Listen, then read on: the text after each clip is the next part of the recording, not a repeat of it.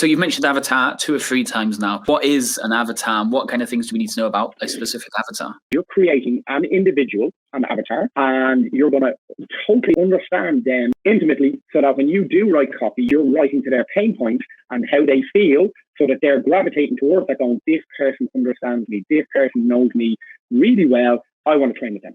If you could go back in time now to when you were 16, what would it be that you'd tell yourself? Absolutely, manage money better, 100%.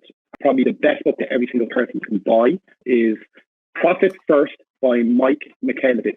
I have a boot camp. It's going really well. I've got so many clients and I really need to open that second venue, but there just isn't enough money there. What are the steps to kind of fix that issue, to have money to be able to take on a second location? If you are not making enough money, you need to look at your pricing. Simple as, because I'll tell you now, most coaches do not charge enough for the services. Hey, and welcome to the FitPro Lead Gen podcast. It's proudly sponsored by LeadDeck, the all-in-one tool that helps you manage and automate the leads into your fitness business. Today, we have another massive guest interview for you. But before we do dive into this week's guest interview, be sure to come join us inside the Facebook group where you can watch these guest interviews live and ask your questions. Simply click the link in the description below to join the group. Anyway, enough of me talking. Let's dive into this week's guest interview.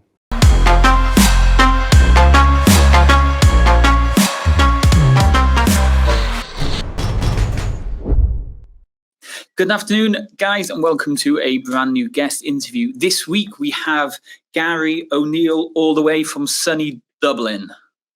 How's it going? Actually, it's Dublin and it's sunny today. So yeah, how are you? I'm good, thank you. Yeah, I'm doing okay. It's overcast and cold. So that's Cardiff. Yeah, it's not too bad. Cool. So for anybody that doesn't know Garrie, I've known Garrie 2 years, 3 years now. We've worked together.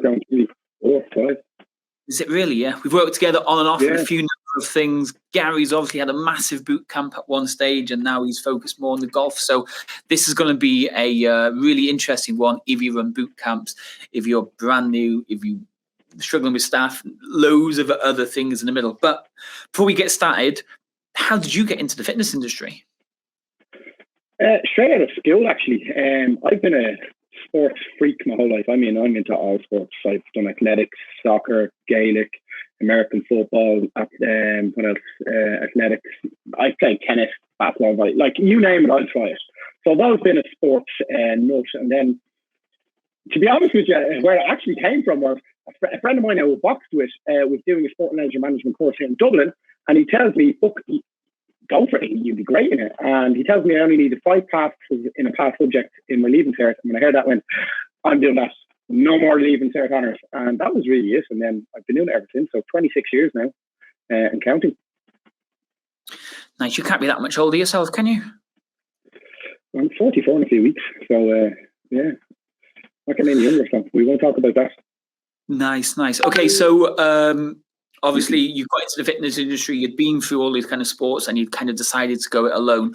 Where kind of walk us up to where you are now then? So kind of where did you get into, what did you grow to and all those other things? Okay, yeah. So basically 1996 would have started out in college, got my first gym job in October of that year. And I've been working in gym. I worked in gyms for the best part of 9-10 years. Then decided, you know what, I want to do my own thing. Because let's be honest, back in the day, gyms didn't pay great. So I would have been doing some of my own stuff, gym work. I was a bouncer for 5 years as well, actually. And then I decided that's it. So I went out on my own. Set up my first boot camp that was around about 09, 10. I think the idea came around 09, first one opened 10. And grew that to 14 boot camps, 350 members, 14 trainers, 2 assistants. And I had a PT studio as well. So I was doing personal training, and that was purely focused on golf fitness. Because that would be one of my passions big time as well. And then unfortunately COVID came in, shut my boot camp business overnight. So pretty much lost that. It took me 7 years to build that up to 14 locations. So, when I was 43 last year, and I'm thinking, can I do another 7 years of growth? And I'm thinking, I just couldn't. So went all in then with online coaching for golfers. So I've been doing PT and online coaching for golfers now for the best part of year and a half. Nice. That's super impressive. So most of our audience are going to be offline fitness business owners, boot camp studios, gyms, and all that type of stuff. So it'd be great today if we can really focus on the offline element of it. Yeah. So why was it you went into boot camp and not kind of opened a studio or gym or anything initially? Well, I already had my PT studio at that stage, so I was already doing that. But back, around 2009, 2010, boot camps were becoming all the rage. And, let's be honest, more bang for your buck. You could have more people that you could coach, which meant more bums on seats, which meant obviously you're going to be paid more so you can make more money.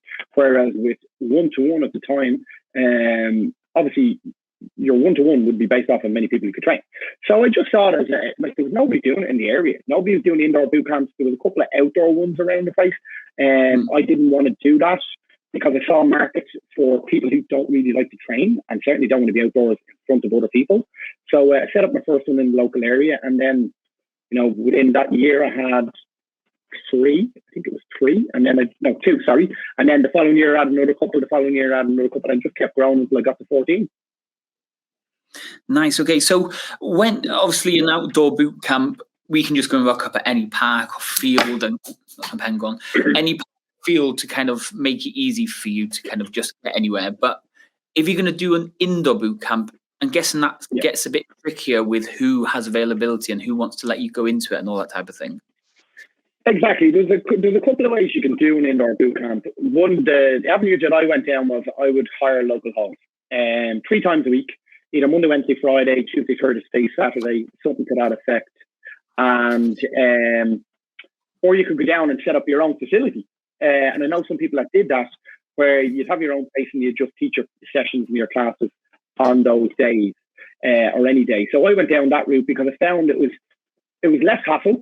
You weren't having to take out long-term leases. You weren't having a load of fees and a load of things you had to pay for. It was just literally, you'd hire out the hall over a monthly period for 3 days a week, paying X amount of money. And if you needed to move on or there was issues there, you could. And that's what I found was the easiest option for me at the time. So that's the model I chose. Nice. Okay, yeah. So I think the model and everything was all based around your target audience, the people that you wanted to work with, correct? 100%. And that's the reason why I chose indoors, because and it was women only. Well, it was actually mixed at the start, but then I navigated towards women only simply because you can't market to both sexes. It's impossible with your obviously your avatar, your writing, and what your copy you're putting out.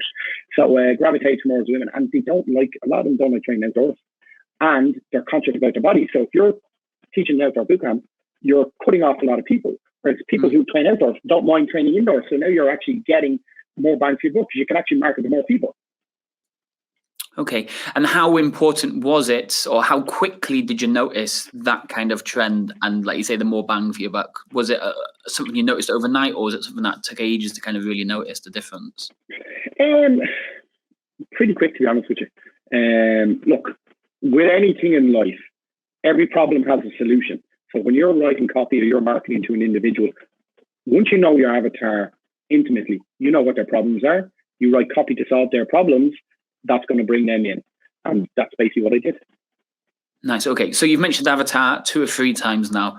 What is an avatar, and what kind of things do we need to know about a specific avatar? Okay. Knowing your avatar, the people you want to coach, is, in my opinion, one of the most important things that you can get right in your business. After location. Location is very important, but you need to know who you're writing to, who the perfect individual that you are going to train is. You need to know their pains. You need to know who they are, their demographic, their age, their relationship status. Have they got children? Do they not have children?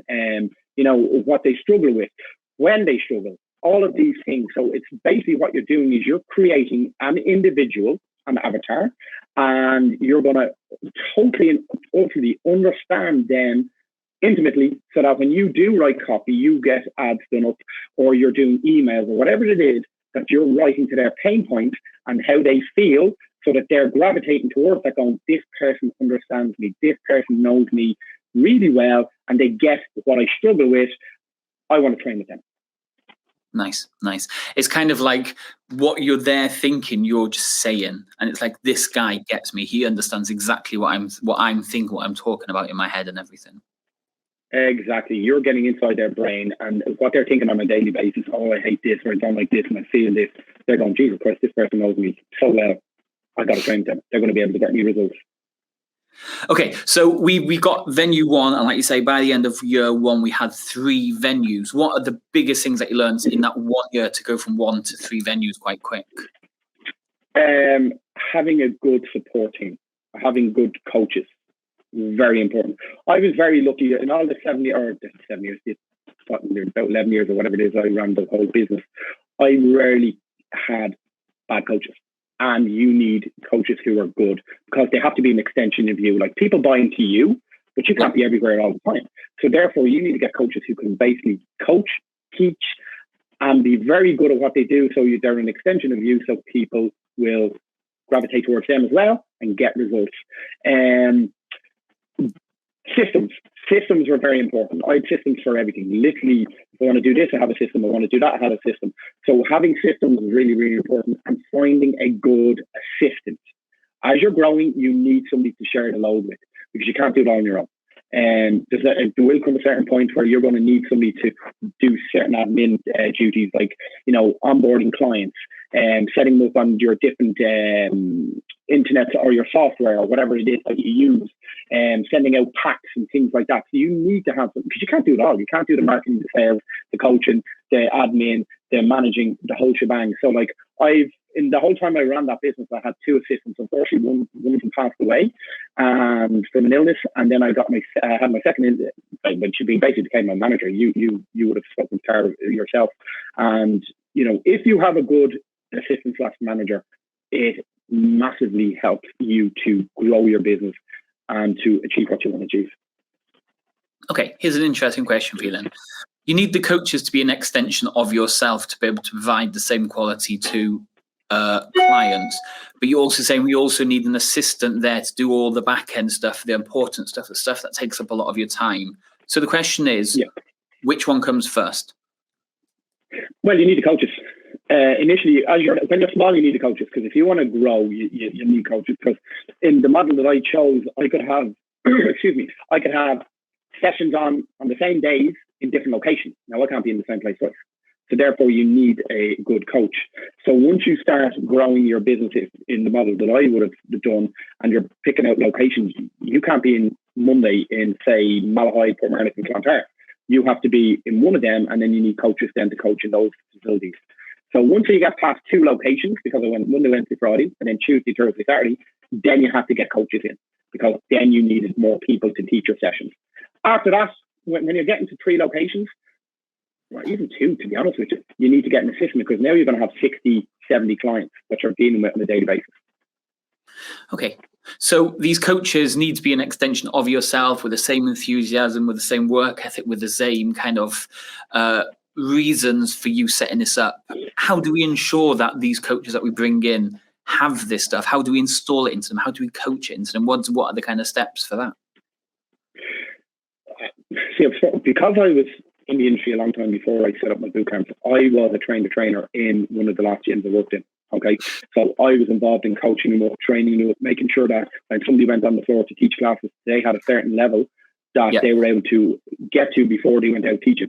One of the problems I see in the industry right now is when people take people on, they don't coach them up, they don't train them up. It's hire a coach, off you go. Like, at the end of the day, you need to put the time into the people that are working for you, because you are, at the end of the day, the buck stops with you. And if you're not putting time and effort in to make sure your trainers are up to a very high standard, well, then you're letting your clients down. End of story.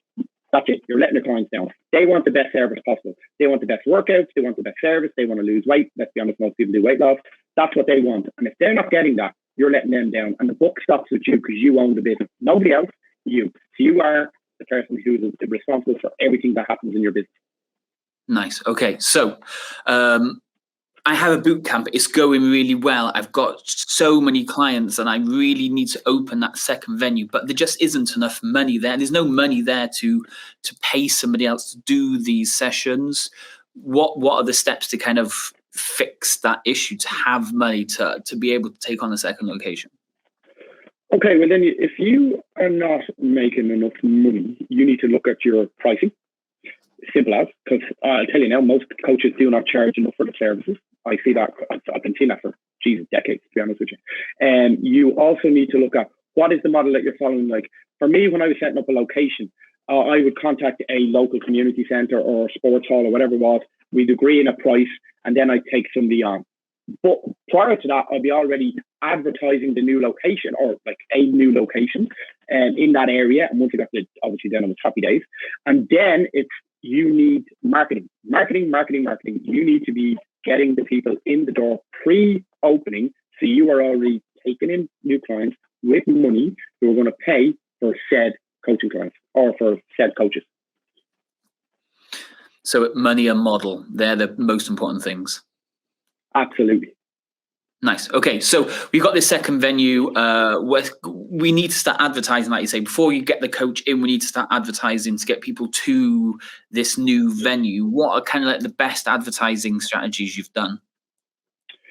Hiring you, even though I've done that later on.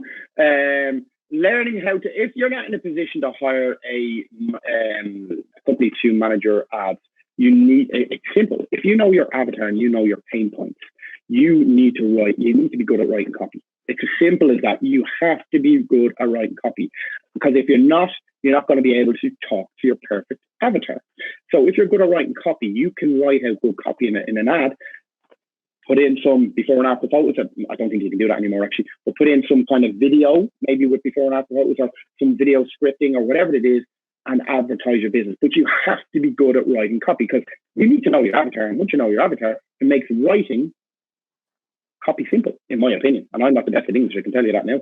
Actually, I'm shit at it, but anyway.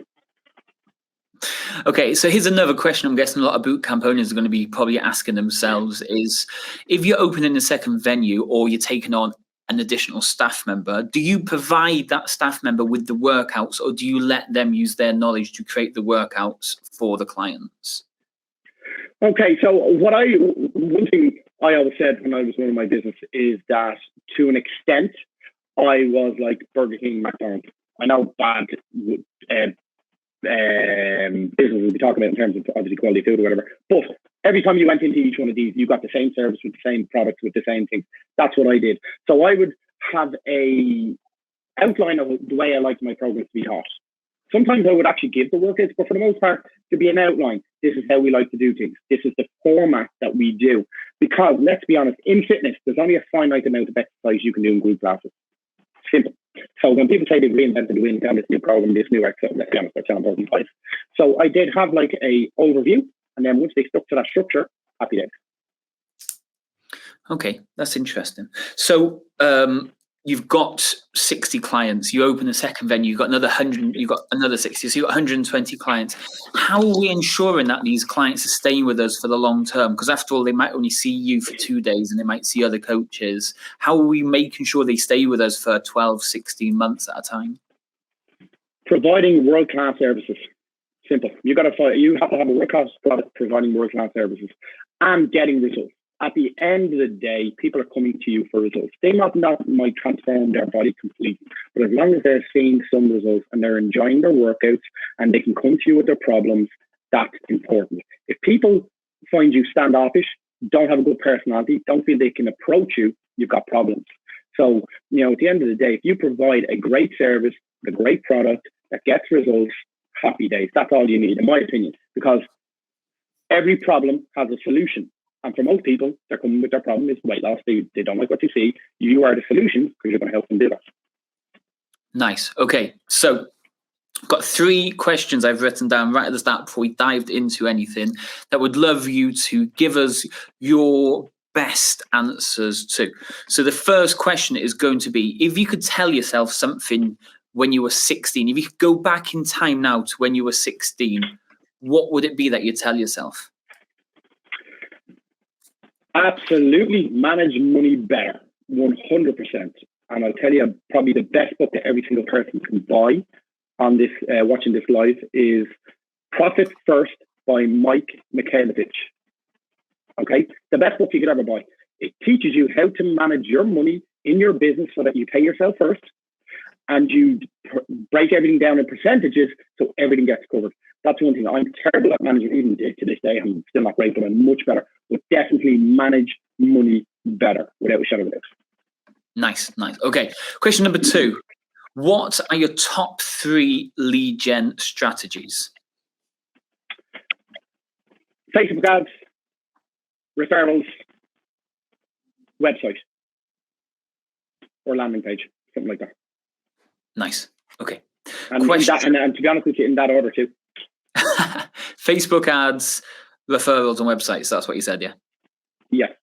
Nice. Okay. Question 3. What are the 3 key tips to running a successful bootcamp? Know your avatar intimately. Big time is number 1. Have great systems in place, number 2. And have a great support network, a great team around you that can provide the services to your clients. Nice. Okay, so let's move on. So unfortunately, the pandemic came and just in the nicest way ended the boot camp. So we now transition. Overnight. Killed it, yeah, basically. So we transitioned to running from your personal training studio to online programs. Now, a lot of people these days are really wanting to dip their toes into running online programs. They might have a studio where they're doing one-to-one stuff, but they're running online as well. What were maybe some of the biggest lessons that you learned to transition to running online programs? One of the things is believe in your product, even if you're not seeing people. Like sometimes because you're seeing people all the time, whether it be in boot camp, semi-private or one-to-one, you're seeing them. There's a lot of interaction. But with online, it's obviously virtual. So everything is done virtually. But if you believe in your product, you have a great product and you're providing, again, it all boils down to world-class services and coaching. That's all that matters because people will get results once they do the work.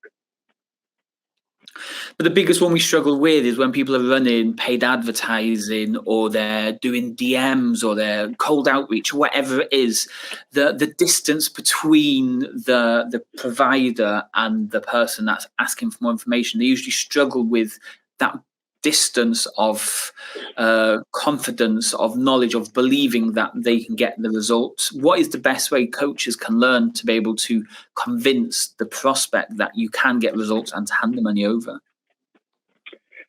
Social proof. It's huge. Social proof. Like testimonials from your clients, video testimonials, before and after photos. See, I do back problems with golfers, so I wouldn't have so many before and after, obviously. But social proof, testimonials, things like that. When you're reaching out, don't cold DM somebody. That's one thing I see a lot of people. I get cold DMs all the time. Warm DMs. So when you reach out to somebody, ask them how their day's going, wait for them to respond. Then they respond, say, oh, that's brilliant. How's everything going? I'm just off to the gym, or I'm just back to the gym. Just open up a warm conversation. And here's the kicker then, or here's the key point. Then once you get a warm conversation going, you can just turn around and say, would you mind if I ask you a couple of questions in relation to your fitness journey? You've warmed up the person. Now you're going into actually specifically talk to them. So they're not cold. I see so many people, everything is cold. How are you doing? How can I help you? Well, hold on, don't even know who you are. But if you go in there and you warm them up, and this might take a day or 2 or 3 or 4 or even longer, that's fine. Be patient, because the warmer they are, the more they know you, because they will start checking you out as soon as you start talking. They're going to check out your profile, your business, everything. Then it makes it much easier then to approach the conversation and get them to transition into, okay, here, let's see if we can get you on a discovery call to get you funded from the program. Nice. So let's move into that question next then. We're warming these people up, having a general chit chat before we're going to go in for the big questions. And you're saying they're going to go and check out your profiles and your website and stuff. What are some of the things that we need to have on our profiles and websites to get that prospect excited about what potentially is going to come their way? Yeah, so marketing 101 now is completely different than 3 years ago, let alone 10 years ago when I first started in the boot camps. But so pimp out your profile. Have a good profile pic with basically what you do, who you help in your bio. Let's be honest, most people watching here are going to be people who do weight loss. So have before and after photos in your profile, in your photos. There's a photo section on your profile. Have them in there. Your copy should be predominantly about your business, not about your everything else, because most people put too much content about their, they're out with their mates or they're doing this. Let's be honest, your clients don't care about that. They want to know, what can you do to help me? What can you do, Garrie O'Neill, to help me? Write copy, have posts about, value posts. You can have connection posts. You can have proof posts. You can have reels talking about nutrition or fitness or weight loss before and after, things like that. So basically have your profile looking like your business. So it's an extension of your website. So when people go, oh, this person's reaching out to me, who's this person next to me? And have a look. Oh, Jesus, yeah, I see all their before and after. This person knows it. Oh, look at their copy here. The content. Oh, this person really knows me. Oh, let's have a more detailed conversation. Nice, yeah. Cold DMing is one of those interesting strategies that I think it gets a bad rep, but if you do it correctly, like some of the things you've been talking about, it can work really well moving forwards. The thing is, it's no longer cold DMing. You know what I mean? It's not cold DMing, it's warm DMing, because what you're doing is you're reaching out to them. You're saying, hey, like, for example, let's say I befriended you today. You added me today. I go, hey, David, thanks for the follow on. Thanks for the follow. Really appreciate you. How's your day going? Oh, Garrie, it's going great. Oh, brilliant. How's your day going? Oh, my day's going great. I'm just in from the gym, just getting a workout in because I'm getting ready for golf season. And then the conversation might turn over into golf. And then at some stage I'll go, would you mind me asking you a few questions about your golf? Yeah, no problem, go ahead. And then you start the conversation going. So you've warmed them up. So it's not a cold call, a conversation at all.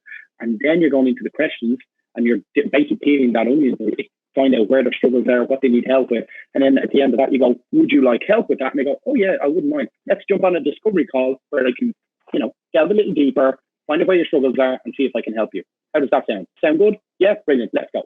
That's basically what we do. And I do. Nice. Okay, so to kind of finish, or maybe even to recap, what are the kind of things that maybe we haven't talked about, or questions I haven't asked that I should have asked to really help people build their fitness business?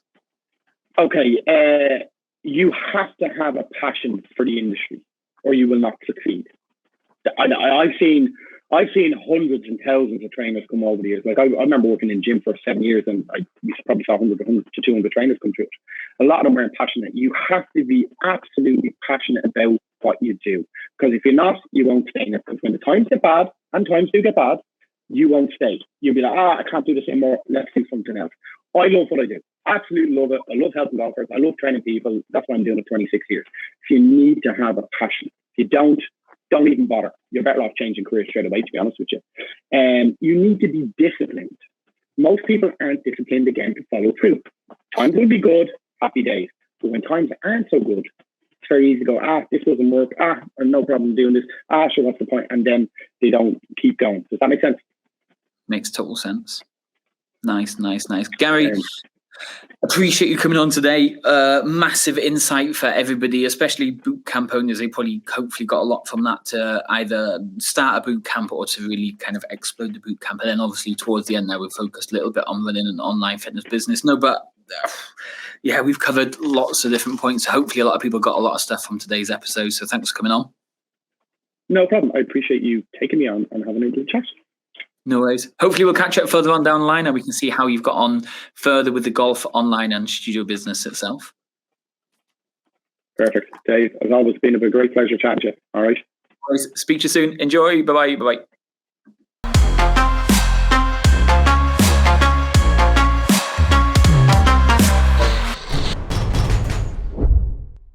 Thanks for joining us this week on another guest interview. Each and every Monday, we try and bring you a brand new guest interview to help you grow and scale your fitness business.